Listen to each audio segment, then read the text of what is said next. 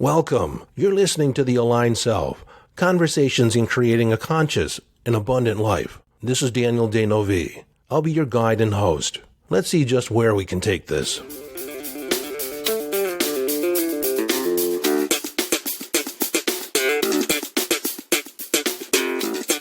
Hello, friend, and welcome back to the conversation. This is actually picking up from part 1 on being wealth. This is part 2. And if you haven't yet listened to part 1, I suggest you go back to that episode 328 and begin listening to that episode before you listen to this episode. Because this episode picks up in the middle of that original conversation. It had ran kind of long, and I thought I would split them up into 2 just to make it more listening digestible. And so if you've already listened to part 1, then you're in the right place. And as a reminder, we're talking about the essence of wealth, the essence of being wealth, and the power of creating choice for your life. Without further delay, here is the continuation of being wealth. And from that context, I'm responsible in my choice. See, your ultimate freedom, and I've talked about this, I'll talk about it till I'm dead because it is such a powerful concept. Your ultimate freedom is your ability to choose your response no matter what goes on. No matter what's going on around you, you can choose your response. You may not like what's going on around you, but you can choose your response. I have a coaching client who works for a multinational company. He's an executive. He manages several people. He's in charge of an entire department, and he's very good at his job. Now, he's been at the job several years. He's not necessarily sure he wants to stay doing this, and it was fine. He was tolerating it, and it was okay. It was, the money was good. It was making a lot of things possible. But, across the pond, they made a management decision, and upper management hired or put somebody else in a position above him that has little or no experience in the position. So suddenly, this guy's making decisions that are, making his life harder and less bearable. And there's a certain aspect to that. I'm at the effect of the decisions of upper management. I don't have a choice. Now life is pretty unbearable because of what I have to deal with this new guy. And this is a story that goes across the board. No matter where you are, most people quit their position, quit their job because of their boss, not because they don't like what they're doing. It's their boss that's making life intolerable for them. And so there's this feeling that if I stay in my job, I'm at the mercy, the effect of the decisions of this other person, the person I don't like.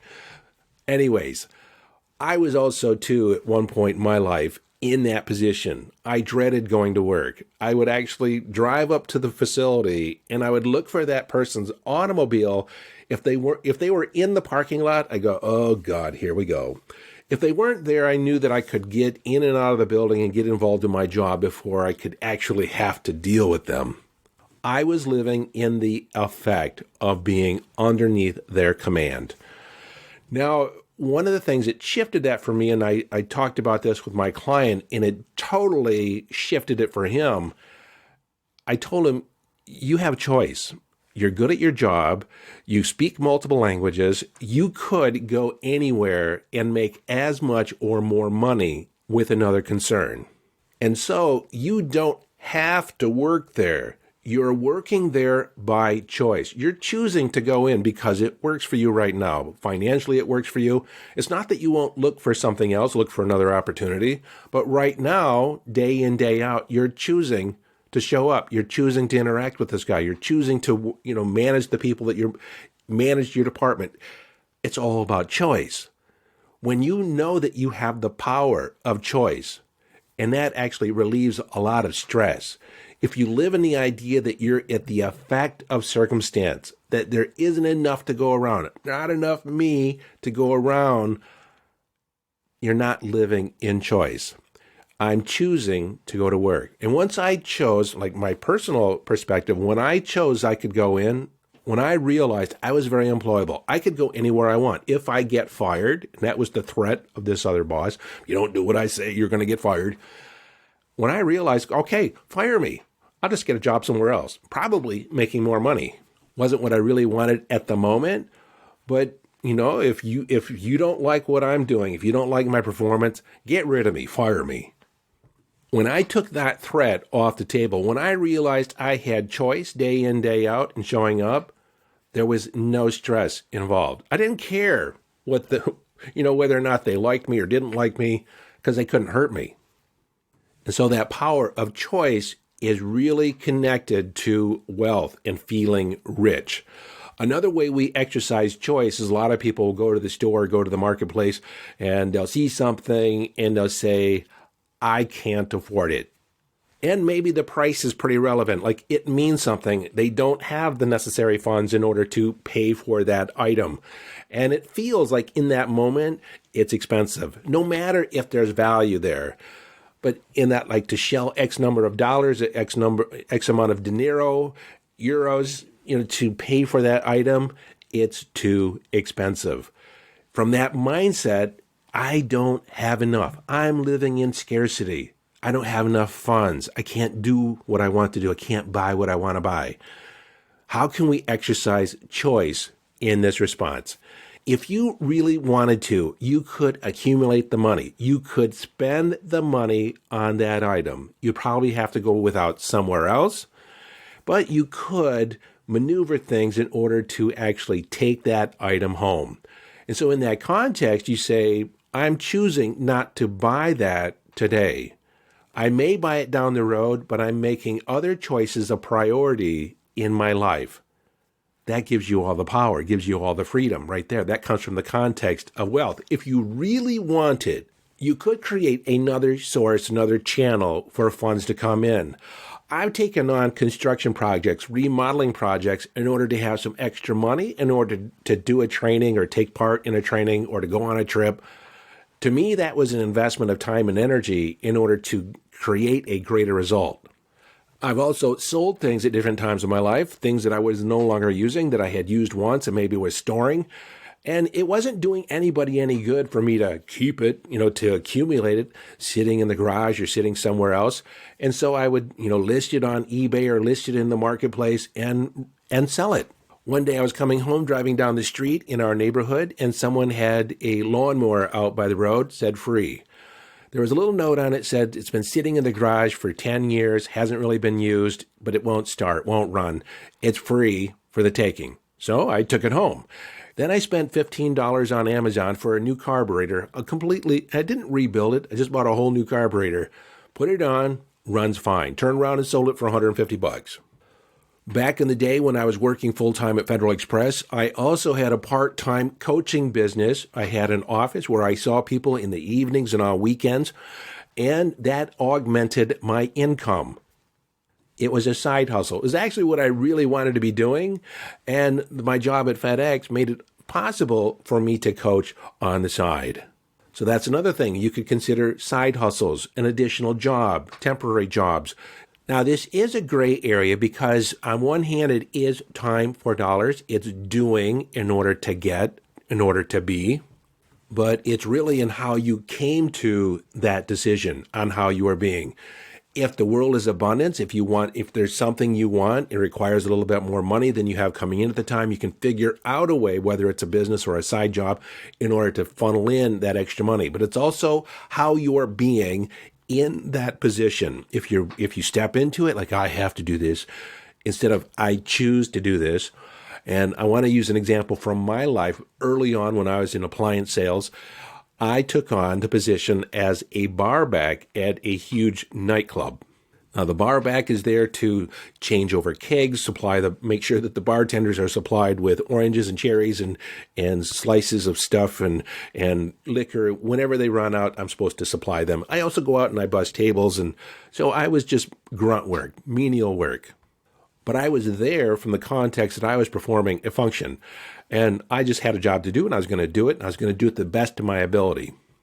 Well, when I worked, I did it so efficiently that they stopped bringing in this second bar back. I was the only one working because I did the work of two people. Easily did the work. There was still times I was standing around. But the tables were bussed, the people were taken care of, the bartenders were taken care of. It was all. The manager pulled me aside and said, I've never had anyone work as hard as you. I'm like, seriously? I'm not working that hard. I didn't think I was working that hard. And I said, are you serious? And he says, absolutely. In fact, if you want it, there's an assistant manager position available. I want you to work directly with me. Well, I thought about it for a minute, but the money wasn't as good as I was making selling appliances and TVs and stereos, not at the time. And it was just, working at night, the hours weren't that great. And so I said no. But my point in bringing this up is I was approaching it from the context of the wealth mindset. How could I be of service? How much value could I create? And it wasn't I was only making like $2.95 an hour. It was nothing. But I was, going to get tips from the bartenders and tips that were left on the tables. The waiters tipped me. But, it wasn't really for the tips. I just wanted something different to do. And I came from it from the context of wealth. I had more than enough. It was from the context of abundance. And the result of that, the manager offered me a position. You see, this is how it works. When you come and it's how you're being in the position. When you're being and giving and going the extra mile, and you're giving more service than is required of you, you get rewarded. Because of how I was being, I was offered an assistant manager position. And if that was really the path I wanted to take, it would probably lead to me running my own club. But the offer, no matter what the offer was made available to me based on how I was being. Let's discuss some other aspects of being. When you're being in the wealth mindset, you build social capital, meaning that your relationships are very important to you. Maintaining your relationships, being a good friend, being worthy of love. See, a lot of people expect love, but the way they're showing up is somewhat unlovable. They're expecting people to love them no matter what. And so you want to be a good friend. You want to be a good lover. You want to be a good partner. And we're going to get more into this in the relationship episode that will be coming up next week or at the end of this week. I'm not sure when, but soon. We'll talk more about being in a relationship. But that's an aspect of the wealth mindset. Social capital, depositing in your social bank accounts of the people that you love and you admire. Utilizing those relationships as investments, not so you'll get something out of it as a transaction, but because you realize the greater value of being in a relationship, a good relationship with other people. Now, earlier I did touch upon health and well-being, the value of that, of being connected to the value, the long-term value for your life. But it was one of the Stoic philosophers that said, when a person has their health, they have 1,000 dreams. When their health is on the line, they have only one dream. Getting well, your health and well-being becomes your only focus. When you can see death's door, when it's inevitable that if you do not do something, you're not going to be here very long, that becomes a priority. And so someone that is committed to health and well-being, committed to wealth, the wealth mindset, takes care of themselves, invests in themselves, invest in their well-being, spends, and when I say invest, not just money, but time and energy, learning nutrition, learning how to exercise, being engaged in exercise that is fulfilling because you get the greater value of that investment. Another aspect of being in the wealth mindset, being connected to wealth, is maintaining your emotional well-being. And that goes to the people that you spend time with, the types of conversations that you have. Are you involved in life, or do you choose to extract a sense of satisfaction, contentment with your life? Now, a lot of that arises out of your ultimate freedom, your ability to choose your response to life. You can choose satisfaction. You can choose contentment. You can choose the situations, the people, the relationships that lead to satisfaction and contentment. I've done entire episodes. I talk about emotional well-being a lot, how to process emotions, how to be in the acceptance, how to respond to life from inner signals, being inner directed, to choosing your response, to be autonomous from the good esteem of other people, to live your life according to your own desires. That is freedom. That is from the context of being wealthy. From the context of abundance. When you live in the context of possibility, when faced with a challenge, you ask, what's possible? When you're faced with adversity, the question is, how does this serve me? What does this now make possible? How does this assist me? What can I learn from this? Again, this is being in the wealth mindset. Now, what's important to understand here is that we're thinking from the context of possibility, thinking from the context of how does this serve me, that the universe has my back, in spite of the evidence or the knowing that you have money in your pocket at that moment. It's living from the context that no matter what your current financial situation is, more money is on its way. More money is possible. More money is coming into you. That abundance is yours. The universe is abundance. It's living in abundance. It's making decisions as if the universe has your back. And it does. Now remember, we've been fleshing out what does it mean, the working definition of wealth, the essence of wealth. When we get connected to the essence, because all these things I've been talking about, investment in yourself, social capital, health and well-being, emotional well-being, all these things are possible before you have the evidence of wealth ahead of time.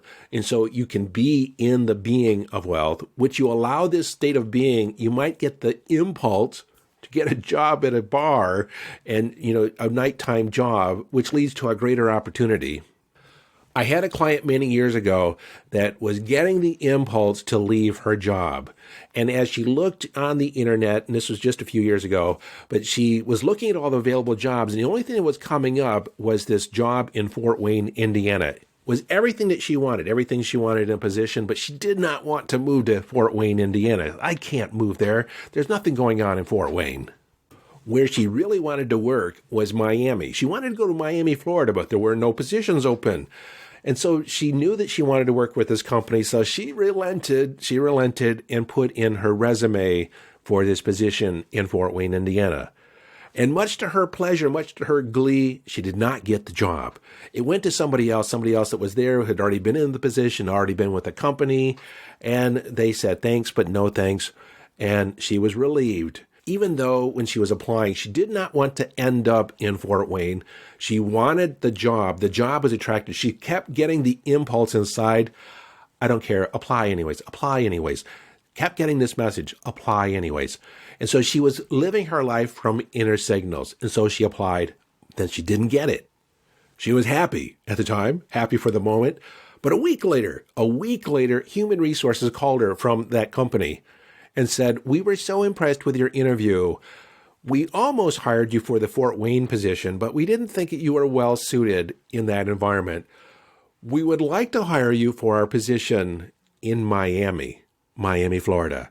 Does that sound attractive to you? I know it wasn't what you originally applied for.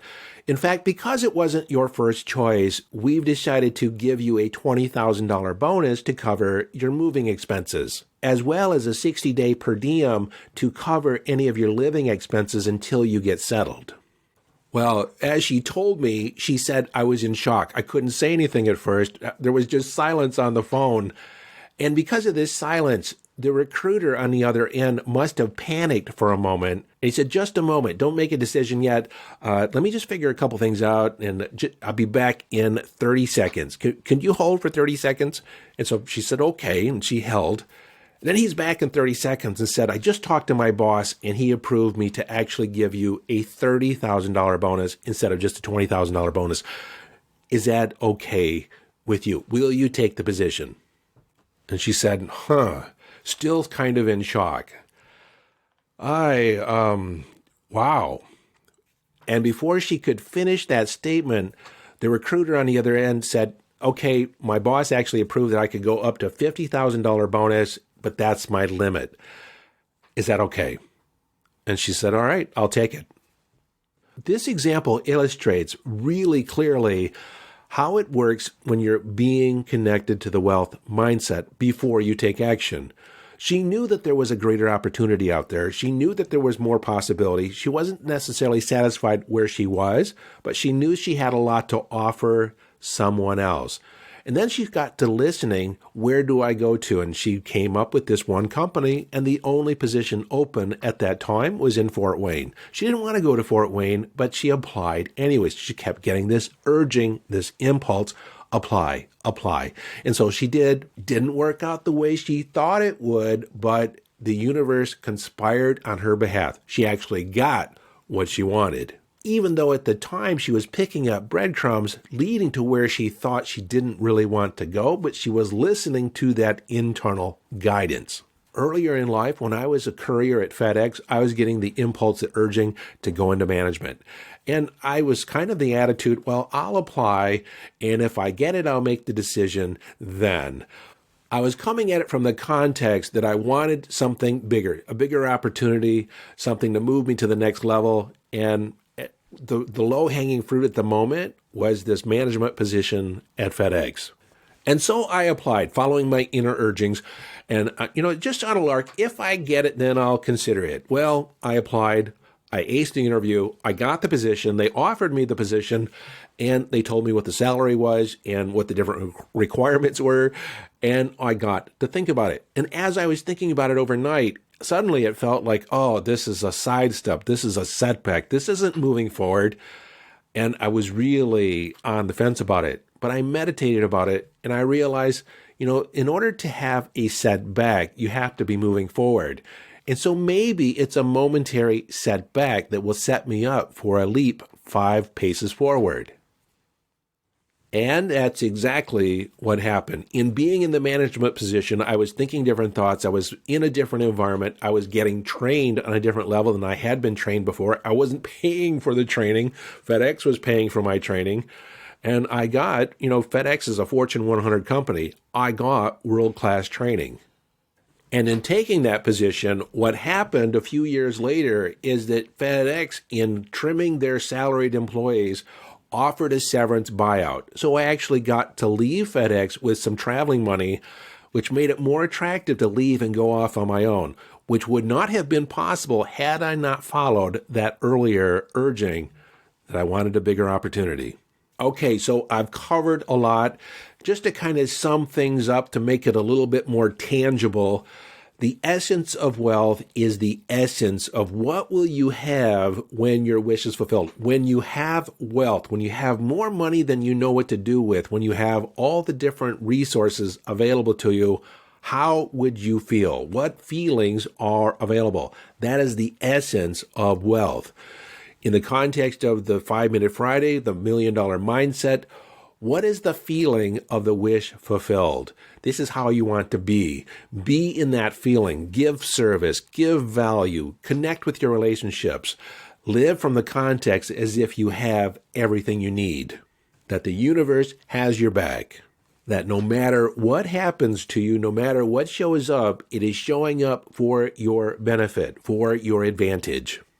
Be in gratitude. Live in love and appreciation. Live in gratitude for each and every day, every aspect of your life, big and small, good and bad. It is all there to serve you. Be thankful for the idea, thankful for the fact that you are alive, that you're in this epic adventure, knowing that more abundance, more opportunity is on its way. It's inevitable. And that's the context you live from. It's inevitable. And then you listen for the urgings. You listen to your intuition. You listen for the impulses to follow the breadcrumbs. Maybe it is to get an extra job. Maybe it is to go here. Maybe it is to start a business. Maybe not a full business, but maybe a little side gig. Who knows what's there? But you're living from the context that the universe is supporting you. And you listen and follow the impulses. You follow the breadcrumbs because you know, you have an inner knowing that the universe has your back. It's guiding you towards your intentions, towards your desires. In fact, they're moving towards you. You're on your way to a rendezvous in time and space. How you're being makes it possible to recognize the opportunities. As I reach the end of this episode, I realize there's more things to say about this, but I think I've said enough. I've set the context up. I've given you the idea of how to be in relationship to wealth, in the being of wealth, before you take action. I think you get it. Until next time, this is your friend and host, Daniel Danovi, urging you to follow your bliss. Live your life from inner signals. Be inner directed as you engage in the epic adventure.